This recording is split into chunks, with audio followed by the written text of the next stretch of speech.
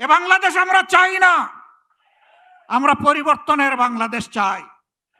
যেই বাংলাদেশে শিশু যখন ঘর থেকে বের হবে, কিশোর যখন বের হবে, যুবক যুবতীরা বের হবে, আমার মা বোনেরা বের হবে, তখন কারো বুক দরু দরু করে কাঁপবে না। সন্তানদের আবার পায়ের গুড়ালি দুই টুকরা করা হোক আপনারা চেয়েছেন?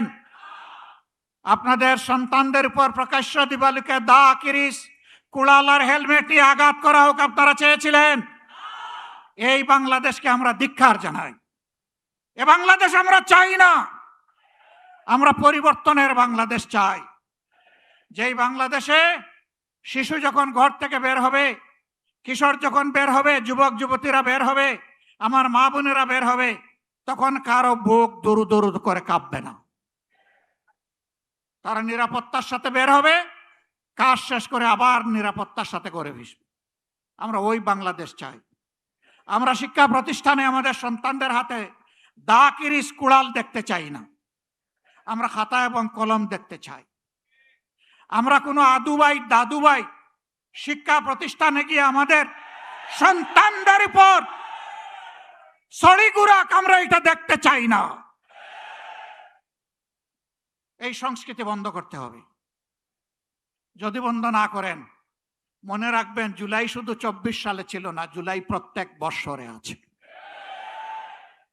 সে জুলাই আবার ফিরে আসবে ইনশাআল্লাহ, এবং তখন ফাইনালি ফেসিবাদের কবর রচনা হবে।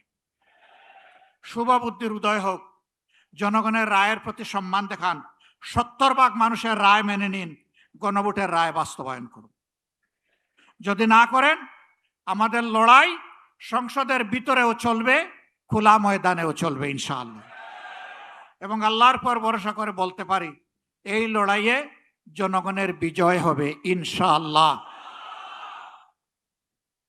আমরা আপনাদের কাছে কথা দিয়েছি আগে, এখনো কথা দিচ্ছি।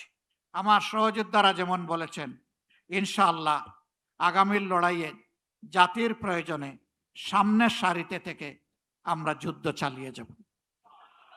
আমাদের জীবনটা আল্লাহর জন্য, মানবতার জন্য, দেশের জন্য, জাতির জন্য।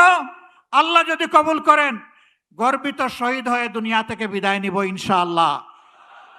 গতকালকেও এই জায়গায় আরেকটা সমাবেশ ছিল, পরিষ্কার বলেছি, শ্রীগালের মতো 100-1000 বছর বাঁচতে চাই না, বিড়ালের মতো বাঁচতে চাই না, সিংহের মতো প্রয়োজনে 1 সেকেন্ড আয়ু চাই আল্লাহ তাআলার কাছে। ওইটাই করবে ইনশাআল্লাহ, জনতার বিজয় হবে। আমরা নিরাশ নই, আমরা গভীর আশাবাদী।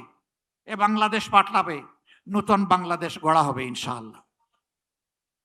সেই বাংলাদেশ গড়ার প্রত্যাশায় সারা দেশবাসীকে আমরা পাশে চাই, এবং আমরাও দেশবাসীর সাথে থাকতে চাই।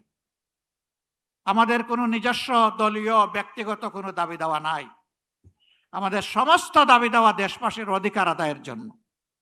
এ লড়াই চলবে ইনশাআল্লাহ, লড়ে যাব ইনশাআল্লাহ, আল্লাহ সাহায্য পাবো ইনশাআল্লাহ, আমাদের বিজয় হবে। আল্লাহ হাফিজ। বাংলাদেশ জিন্দাবাদ। বাংলাদেশ জামাতে ইসলামী জিন্দাবাদ।